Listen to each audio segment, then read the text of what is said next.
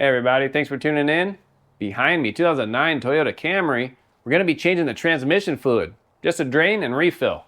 Let's get started. Our drain is a 10mm Allen. That can come out. Yeah, so that's probably enough. Now we'll install our drain plug and we'll put on a new sealing washer. Now sometimes the old washer is reusable, but a new washer is preferred. We'll wipe that off real good. Now, it doesn't look like I have a torque spec for this, so just good and snug. We just don't want it to leak. That should be good.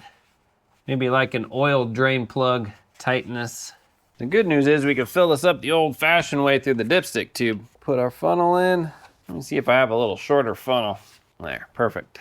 I'm gonna start with 4 quarts and go from there. All right, there's 4.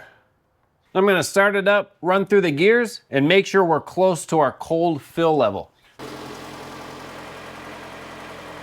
Okay, we are just below it, so that's good.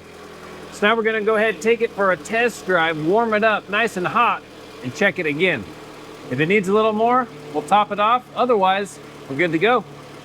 All right, there you go. That's so you can drain and refill your transmission fluid on your Toyota Camry. All in all, not too bad. I'll have links in the description for all the parts and tools used. If you have any questions, comment, post down below. See you on the next one.